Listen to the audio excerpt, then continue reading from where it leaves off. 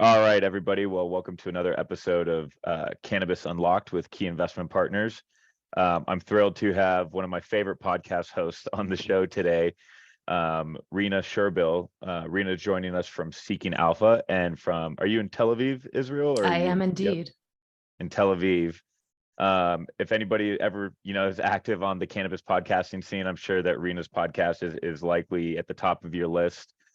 Certainly a show that I admire quite a bit. So it was really fun to be on the show a couple months ago, and she's returning the favor today and joining us on the Key Cannabis Unlocked show. So Rena, how about you tell us a little bit about who you are, what you do for Seeking Alpha, maybe why you got involved in the cannabis space in the first place? For sure. Well, thank you very much for having me. It's exciting to be on the other side of things, and I'm happy to talk to you again. And I'm happy to, build and build on this relationship that I feel like is very edifying in terms of the conversations we're having around cannabis. So much appreciated to you and all the insights you're bringing to the industry. Um, I've been working for Seeking Alpha. I was just at a concert the other night, and I have a 20-year-old daughter, and he was saying that his 20-year-old son was in the audience, and he's like, my son just turned 20 and I'm 400 years old. I kind of feel like I've been at Seeking Alpha for 400 years, but it's been almost 14 years, which is an eternity, especially these days. I started out as an editor, learning my way. My background is more in journalism than finance. And when we started doing podcasts, probably like 4 years ago, I was subbing for the news podcast, and there was the Canada conference in Tel Aviv, which at the time was one of the premier cannabis conferences. They had them in different locations throughout the world. And the one in Tel Aviv was really special, and we covered it. And my colleague and I were just like, this is its own podcast. I've always been a fan of the plant, so it suited me very, very much. And it was really exciting to see what was happening in the space. I was reading about it from the Seeking Alpha financial perspective, from the investment perspective, but also just as an excited consumer participant, observer of the industry. And I was telling somebody recently, they were asking me if I ever go back and listen to older episodes. And whenever I do, I feel like we were very sweet and naive in terms of the expectations and in terms of the numbers that we thought we would hit. Certainly, I mean, the first person I talked to was Cam Batley from Aurora Cannabis, and the excitement that I had at the time around the Canadian cannabis market and what that was going to do, for the world and eventually come through the States. And then as I slowly started to understand the industry on a deeper level, and it's been a few years since I started the podcast. And I guess what I try to do now is parse out kind of the hype, the hopium, sometimes the BS, and parse that out from what's really happening in the truth. And I think one of the things I really try to do is not get too high, and I try also not to get too low. But I try and sometimes I've succeeded more than others in terms of my excitement around some things that haven't come to pass in the way that I thought that they would. But I think that's true for every investor across every sector, probably, for sure, in a burgeoning industry like cannabis. But yeah, that's my main goal, is to bring a bit, coming from the Seeking Alpha brand in terms of lending the cannabis industry, trying to do my part in lending it some seriousness in the investment community. No, and you certainly do that. I think that you brought a lot of truth to light, at least for myself, and I know my partners feel the same way with your podcast. I like what you said there too about trying to kind of like bifurcate, the hype, the excitement, and then the reality of what's going on and the expectations, and then also the BS. And it's funny you say that because, we look through different deals and different opportunities and investments and structures, et cetera, all the time. And it's really hard sometimes to kind of peel back the onion and say, okay, what's hype? What's BS? What's actually happening with these companies, fundamentally from the bottoms up. So certainly an exciting industry, but I think like any other emerging market, it's more of a roller coaster ride. No pun intended, but a lot of highs and a lot of lows. And having folks like you in the industry that help people at least navigate the reality of what's going on in the ground has been extremely beneficial. So thank you for all you do for the industry and bringing it That's sweet. more to light and more to, an institutional level is what I would say.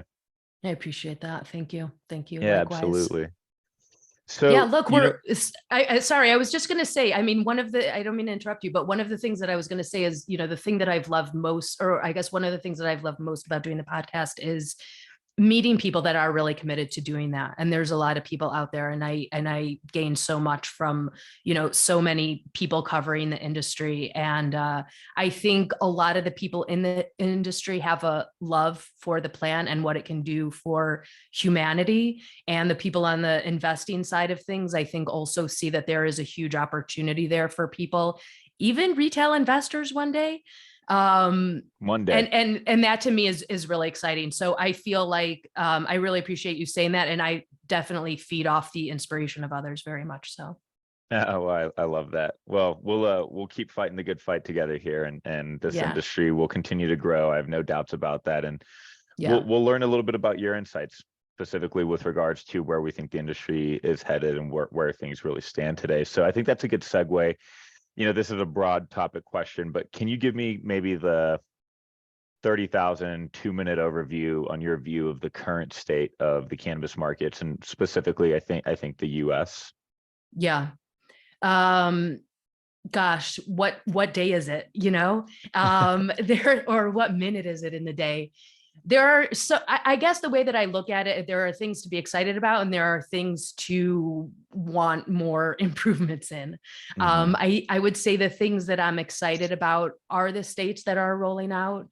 I mean, you look at a state like Missouri that came online this year, and that I would say, something that we've talked about a lot covering the podcast, be it in the States or internationally, is how states or countries are designing their rollout.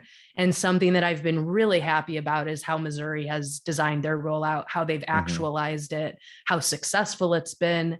Certainly something that we can point to in the industry that has been, the more successful models are when the medical market is really developed and has a really strong infrastructure, and then they can switch that to adult use, which is, what happened in Missouri. I think the first month saw upwards of 100 million. And I think that was in February. Those are just great numbers, and that's an exciting state that it wasn't a slam dunk state.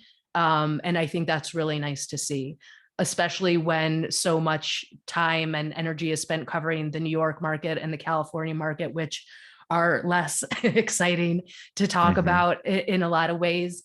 You look at New York, which is a hugely exciting market in terms of culture, in terms of brands, in terms of money and investment and all those things. But definitely the rollout has been less ideal. There's been lots of, I think, problems with that rollout in terms of the encroachment of, or not the encroachment, the absolute stronghold that the illicit market has on that state.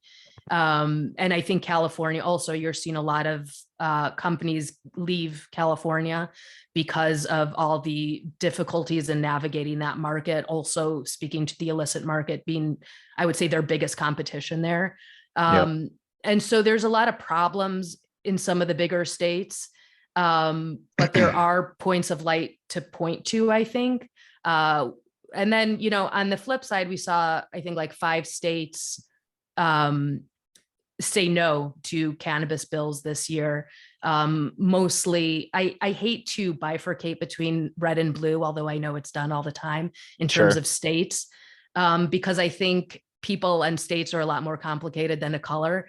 But if, we're looking at those, so it's disappointing to see that it hasn't, to me, it's like a cannabis bill comes up. It's like a dumb moment. How do you say no to that? It's money, it's taxes, it's healing, it's all those things. So that is disappointing. And the spread hasn't been too wide in those states, though, right? Like, it feels like we're getting closer with a lot of them. That's true. What do you think do you think that it's just the old stigma, cannabis is a drug, stay away, war on drugs kind of mentality that's, pushing this off in some states that we feel like we thought were going to come online, but they're simply taking longer? Is there something deeper than, you know, kind of historical feelings towards the plant.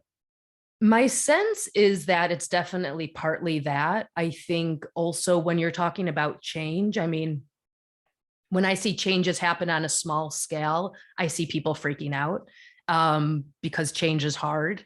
And when, you know, speaking to the kind of bigger picture of what the world looks like, if you're talking about the healthcare sector and pharmaceutical companies and biotech companies and them wanting a part of it, or them wanting to weigh in, or them wanting to make sure that the drugs that they're developing for people's well-being are still being bought by those people, as opposed to cannabis or psychedelics or whatever the alternative to those things are.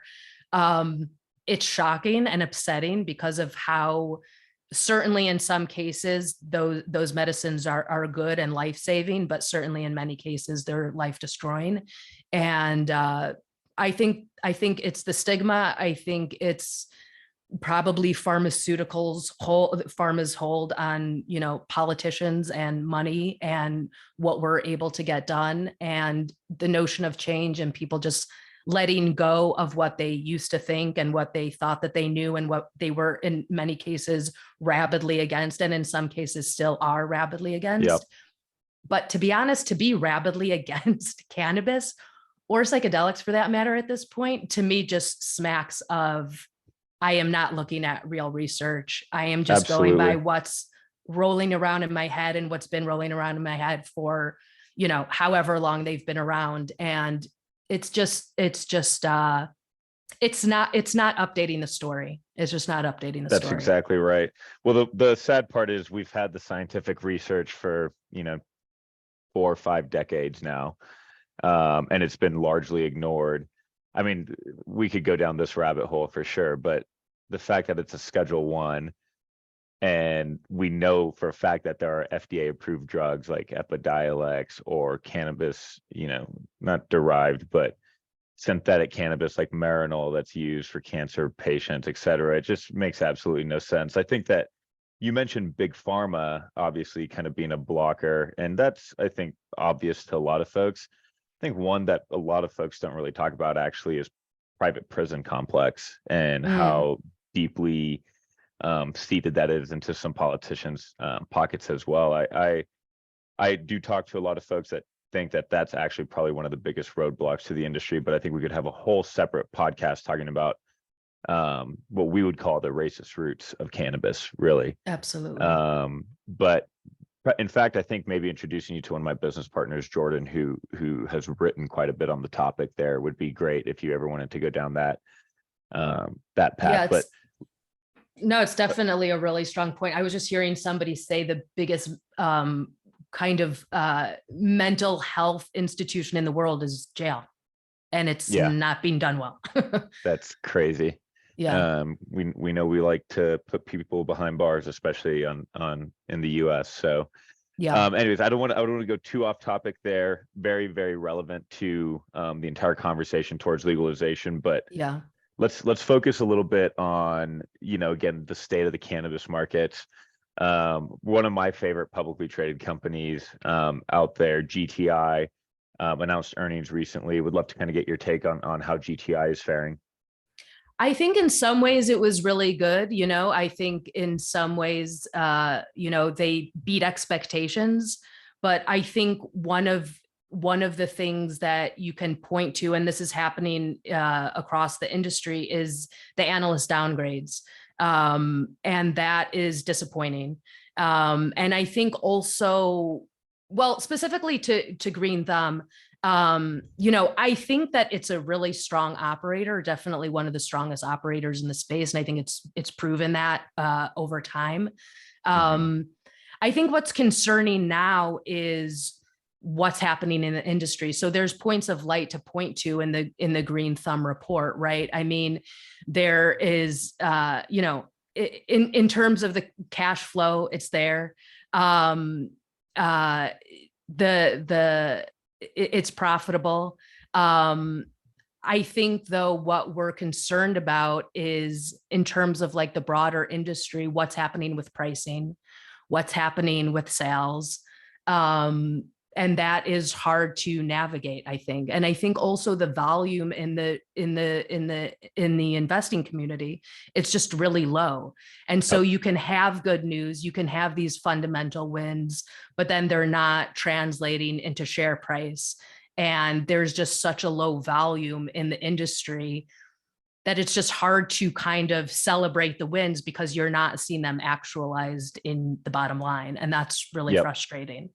I So can certainly say it's been frustrating watching that happen in my own personal public portfolio as well. sure. But it's not something that, I think the cannabis industry is likely feeling it a multiple of a degree higher than the broader cap markets. But with the rest of the kind of risk off trade that's happening across the board, and with the nascency of the cannabis cap markets, it certainly, I think, has we've felt it much more strongly, at least in our industry. So I agree, it's sad to see like positive results not actually reflect the stock price well. I mean, the fact that some of these major MSOs are trading at right around 1x forward revenue, or sometimes less, maybe sometimes a little bit more, I think is absolutely bonkers to me, especially if you compare it to traditional CPG like big alcohol or big tobacco companies who are growing.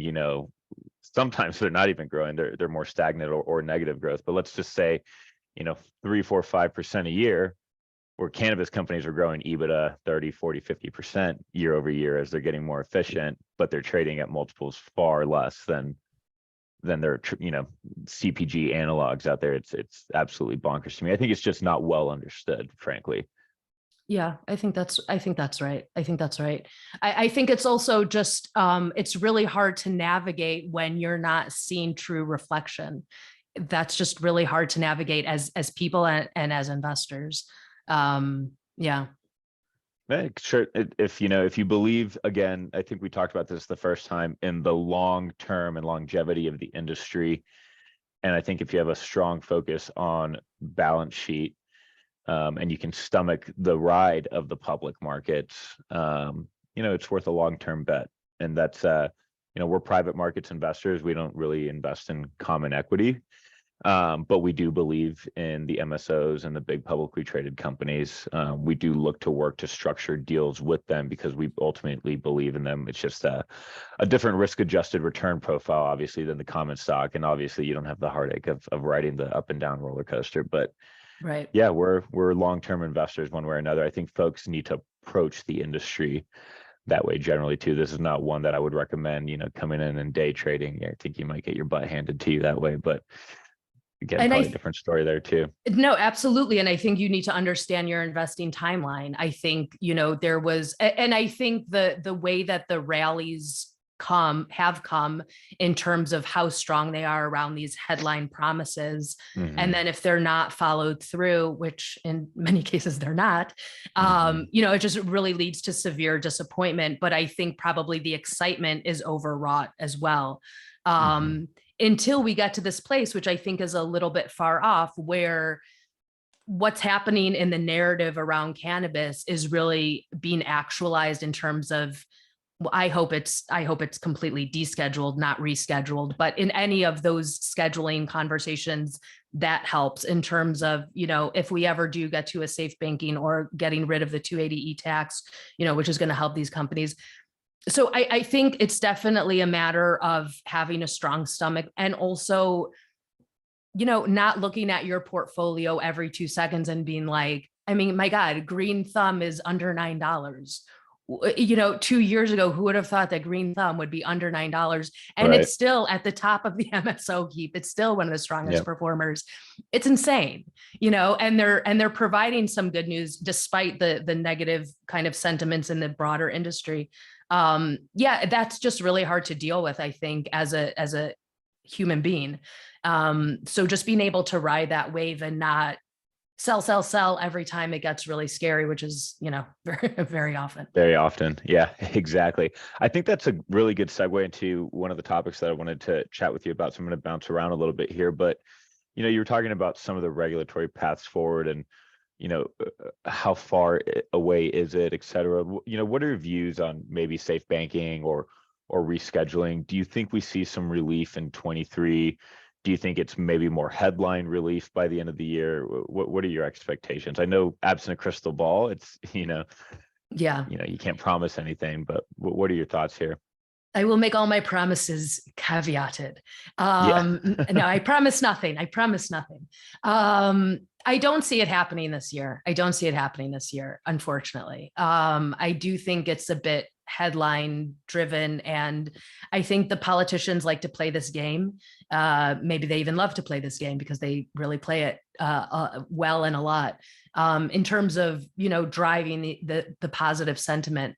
And I think the players in the industry kind of sometimes echo that because they're also excited about it and they want to push for change, and they want to engender all of these improvements in the industry, and completely justifiably. I'm just not seeing anything that makes me believe that we're going to get somewhere this year. Excuse me. We had Graham Farrar on a couple months ago when at the height of the safe banking kind of excitement towards the end of last year. And he was saying that, there's two ways to legalize cannabis. There's the way that we've tried through safe banking in Congress and the trading this for that. And that hasn't worked for us. And then, he sees it as coming from a federal level in time for the next election. And I'm not sure that that's not wrong. Yeah, I think that's what I want to say. Double negative. Yeah.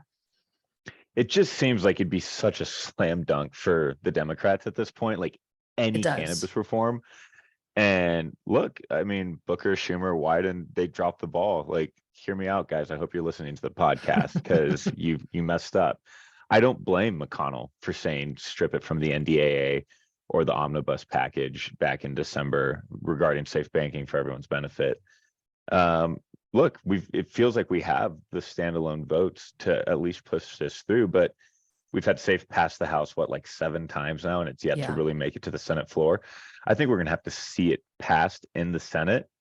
And then, unfortunately, the Democrats are going to give the win to the Republicans because they're just going to slam dunk it in the House right after that. Does that happen this year? I just don't know that it's top of mind for politicians right now. Like, there's all this hype towards the end of last year, and it just seems to completely have disappeared. And, they're back into their same old routine. I would love to see something happen going into the election cycle. So I think I personally, hold on to a glimmer of hope to maybe hear something by the end of this year. But look, if history paints a picture, I've been heartbroken so many times, so I'm not going to let myself get, too involved just yet. Yeah. Yeah. I remember being at a conference in LA when safe banking passed the House. I think it was the first time a couple of years ago. And everybody was just like, okay, that's it. And my God. I don't think that really understood what that meant. Anyways, I'd say probably half the cannabis industry still struggles understanding, traditional politics, but that's another story too. My God, I think real political watchers don't totally understand politics. It is a dirty, nasty business. To your point, we are very close to a lot of regulators, a lot of folks in government relations. We actually are building a strong relationship right now with a lobbying group, and even they can't tell us. Like, we're like, come on, give us the inside scoop. And it's a coin flip, everything that these experts tell us. So you just never know. I mean, McConnell, like, with one tweet or whatever, basically ruined our hopes at the HOPE Act or the Safe Banking Act happening last year. So there never really is telling. But so that's a really good kind of, I think, holistic view on the cannabis markets here. What are our expectations? I think what you're saying is it's probably better to not hold on to hope and to operate under the expectations that the current environment and regime in place is likely to remain in place for some time being. That's frankly how we look at underwriting opportunities when we look at investment out there or companies to partner with. We say, let's just assume the status quo today remains in place over the next few years. And if we get a surprise to the upside with some sort of reform or banking or legislation coming through, we'll call that a cherry on top. But I think to not only save yourself from becoming heartbroken, but also to save yourself from making a poor investment decision, again, I think it makes sense to say, is this a viable business today? What does this business look like, assuming that there's no change from a regulatory perspective over the next few years, and is it viable tomorrow? Kind of I would switching say, gears. Go ahead. I just want to say to that point, I think that we've suffered as an industry very much from the overpromising. I think Totally. companies have overguided. I think analysts have overguided. Canadian operators, when I first started covering it, were overpromising what they could possibly bring to the entire world. Yeah, and Too I think optimistic is really what it feels like. very much so, very much so. Yeah. It's like you can't go on the high end of things when we haven't proven a baseline. And so I think we would all be very wise to take everything with a grain of salt, even our own excitement, because everything is, not everything, but most everything is slower than we want it to be. It's so funny that you say that too, because our underwriting process, every deal we look at, we underwrite 4 scenarios, and then we add a probability to whether we think that scenario will come through. And then we get like a blended kind of return expectation on a deal. But the 4 scenarios we underwrite is, we underwrite a home run case, which is where I think most analysts are pointing you to, which is the overpromising. Then we underwrite a base case, a conservative, and a low case. In almost any instance, the low case is a donut. It's a 0 return on an investment, total loss of principal. And then we'll add the probability and say, okay, well, this is maybe our expectation. But the reality is, we really look at the conservative case and the base case of our underwriting to really say, this is how we're going to benchmark the company going forward. We don't benchmark it against the home run or the donut, because if we benchmark it against the donut, we probably wouldn't be doing the investment in the first place. But we like to set our expectations like we're probably really ending up somewhere between the conservative underwriting and the base case underwriting, which in many cases, we're haircutting management's projections by 50+% just to get to the base case. Conservative, we're talking like 80% haircut in their pro forma. And in doing so, we still get to a return threshold that we think is good for our investors. Now, if we were to ever hit the home run, I mean, that's, it's a home run, it speaks for itself. But nonetheless, I think you save yourself a lot of heartache by being much more conservative in your thoughts of what's going to transpire in the future. And if you can get comfortable with your conservative underwriting, then ultimately I think that you won't be surprised in a negative way. You'll likely, be able to roll with the punches that the industry has certainly been dishing out for some time. I know we're. I just wanted to say, I think that's really true. And I think as investors in the space, specifically retail investors, which is mostly what Seeking Alpha's audience is we would be really wise to look for companies that are also doing the same thing. Like Air is a company that I've owned for a long time and have been bullish on.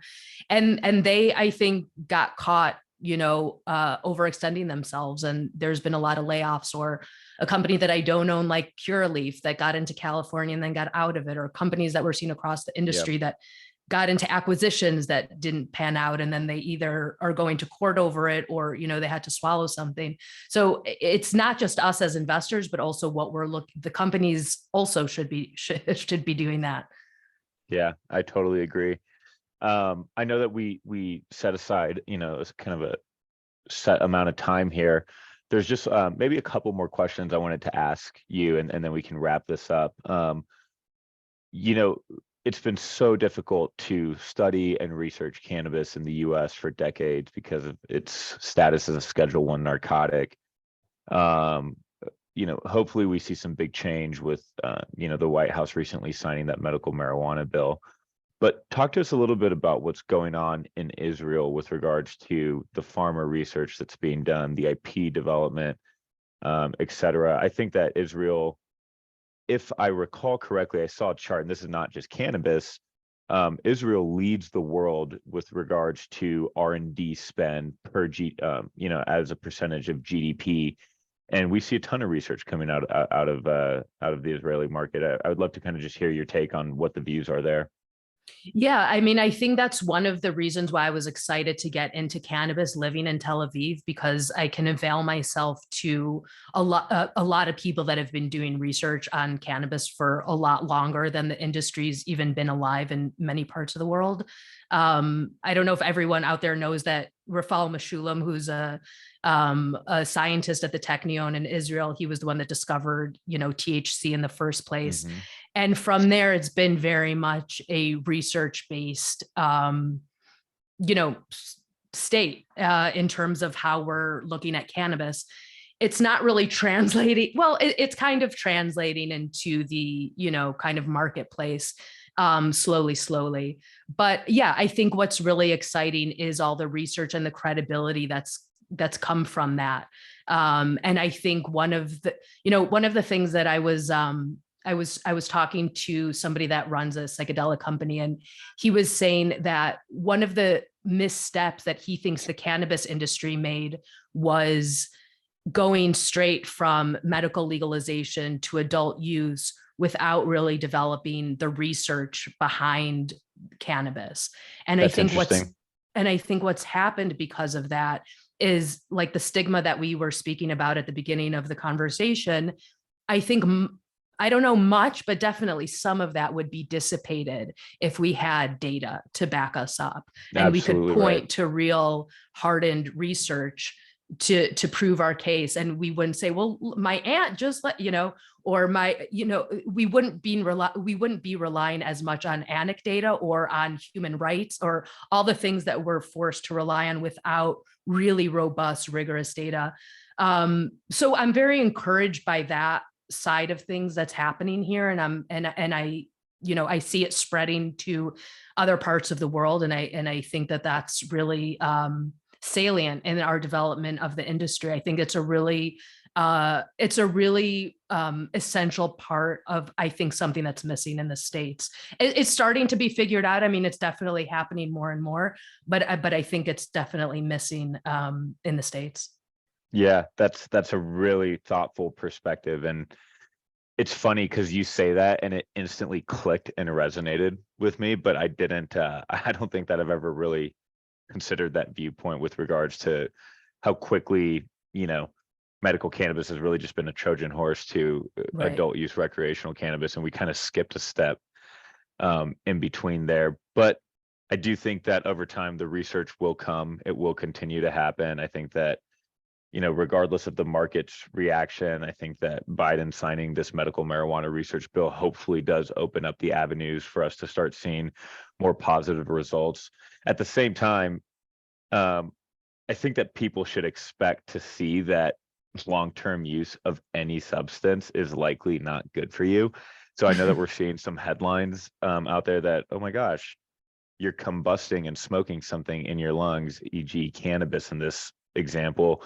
That's never good for you. I don't care if you're smoking cannabis or tobacco or carpet. It doesn't matter. Like, it's never going to be good for you for combustion, which is another reason I think that a lot of the new form factors coming online have actually been more enticing to other consumers. So I think that folks can reasonably expect that you're going to see a lot of positive headlines in the future, but you're going to see a lot of negative headlines as more research and studies come out.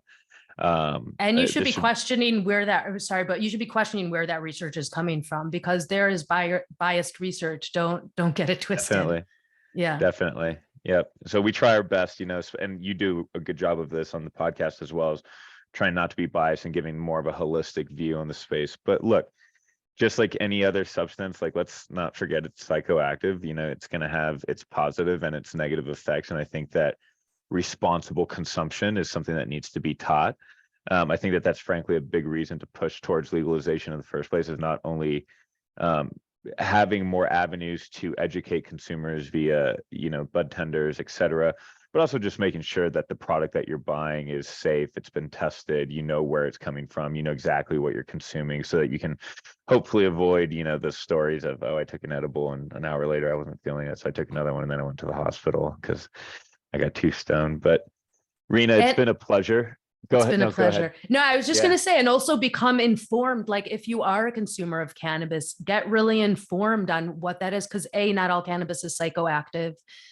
if you do take too much, you can figure out a way with CBD to kind of lessen that.